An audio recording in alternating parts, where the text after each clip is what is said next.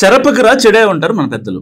So ఆంధ్రేళ్లలో ఈ సామెత వినే ఉంటారు కదా, పెద్దలు మాట్లాడుకుంటూ ఉంటారు. ఇప్పుడు ఇదే సామెతను టర్కీస్ లో గుర్తు చేసుకుంటుంది ఆ దేశం నిజంగా. ఎందుకంటే భారతదేశంపై దాడికి పాకిస్తాన్ కు ఆయుధాలు అందించిన టర్కీని కోలుకోలేని దెబ్బతీస్తున్నారు భారతీయులు. దీంట్లో ఏమాత్రం మాట్లాడలేదు. బాయ్కాట్ టర్కీ అంటూ టూరిజంతో పాటు వస్తువులను కూడా బహిష్కరిస్తున్నారు భారతీయులు. ఇప్పటికే ఆర్థిక ఇబ్బందుల్లో ఉన్న టర్కీకి భారతీయుల బాయ్కాట్ నిర్ణయం పిడుగులా మారింది. అపకారికి సైతం ఉపకారం చేయడం భారత్ నైజం. కానీ ఆపదలో ఉన్న ఆదుకున్న ఉపకారికి కూడా అపకారం తలపెట్టి తన బుద్ధి చాటుకుంది టర్కీ. పాకిస్తాన్లోని ఉగ్రవాదులు వారి స్థావరాలను అంతం చేయడమే లక్ష్యంగా ఆపరేషన్ సింధూర్ను చేపట్టింది భారత్. దీంతో పాక్ అనుకూలంగా వ్యవహరించిన టర్కీ మన దేశంపై దాడి చేసేందుకు క్షిపణులు ఇంకా డ్రోన్లు సరఫరా చేసింది. సిగ్గు లేకపోతే సరే ఆ డ్రోన్లతోనే భారత్ భూభాగంపై దాడి చేసింది పాకిస్తాన్. 2023లో టర్కీని భారీ భూకంపం వణికించినప్పుడు అన్ని దేశాల కంటే ముందు ఆపరేషన్ దోస్త్ పేరుతో ఆదుకుంది భారత్ సర్కార్. ఆ మేలును మర్చిపోయిన టర్కీ భారత్ పైనే విషం చిమ్మింది. దీంతో ఎర్డోగాన్ ప్రభుత్వంపై తీరుపై తీవ్రంగా మండిపడుతున్నారు భారతీయులు. టర్కీ చేసిన ద్రోహంతో రగిలిపోతున్న భారతీయులు బాయ్కాట్ టర్కీ పేరుతో సోషల్ మీడియాలో విస్తృత ప్రచారం చేస్తున్నారు. బాయ్కాట్ టర్కీ అంటూ ఆ దేశం నుంచి దిగుమతి అయ్యే వస్తువులను కూడా నిరాకరిస్తున్నారు.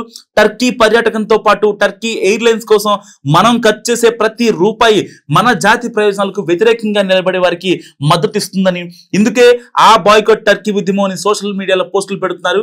టర్కీతో పాటు పాకిస్తాన్ కు మద్దతుగా నిలిచిన అజర్బైజాన్ కు కూడా భారతీయులు షేక్ చేస్తున్నారు. ఈ రెండు దేశాలకు ట్రావెల్ బుకింగ్ సేవలు అందించే పలు ప్రముఖ ఆన్లైన్ ప్లాట్ఫామ్లు కూడా కొత్త బుకింగ్ లో నిలిపేస్తున్నట్టు ప్రకటించింది.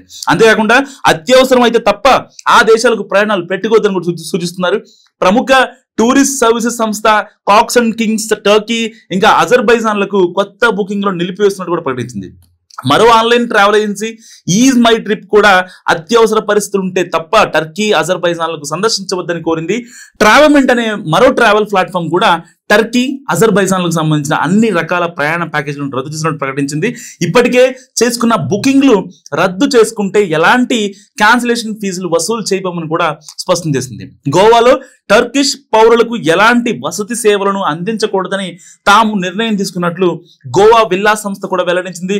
టర్కిష్ ఎయిర్లైన్స్ తో పాటు తన భాగస్వామ్యాన్ని ముగించినట్లు కూడా గో హోమ్ స్టేస్ సంస్థ ప్రకటించింది. పర్యాటకంపై ఆధారపడ్డ ఆ దేశాలపై ఈ నిర్ణయం భారీగా ప్రభావం చూపుతుంది. పూణేలోని వ్యాపారులు సైతం టర్కీ యాపిల్స్ ను బహిష్కరిస్తున్నట్లు నిర్ణయిస్తున్నారు. దీంతో స్థానిక మార్కెట్లో టర్కీ యాపిల్స్ కనిపించకుండా పోయాయి. పూణే మార్కెట్లో Turkey Apple season turn over దాదాపు 1200 కోట్ల వరకు ఉంటుంది అంచనా. సో వ్యాపారుల తాజా నిర్ణయం పండ్ల మార్కెట్ పై తీవ్ర ప్రభావాన్ని చూపనుంది. అయినప్పటికీ వర్తకులు దీన్ని కేవలం ఆర్థిక నిర్ణయంగా కాకుండా ప్రభుత్వానికి సాయుధ బలగాలకు సంఘీభావంగా చూస్తున్నామని చెప్తున్నారు. ఇక ఈ మధ్య కాలంలో టర్కీ మార్బుల్ ఇంకా కార్పెట్స్, డిజైనర్ వేర్స్ ఇంకా ఫర్నిచర్స్, లైట్స్ కూడా భారత్ లో బాగా డిమాండ్ పెరిగింది. తాజా పరిణామాల నేపథ్యంలో వాటి వ్యాపారంపై కూడా ప్రభావం కనిపిస్తోంది. దీంతో ఇప్పటికే ఆర్థిక ఇబ్బందుల్లో ఉన్న టర్కీకి భారతీయుల నిర్ణయం పిడుగులా మారిందని చెప్పుకోవచ్చు.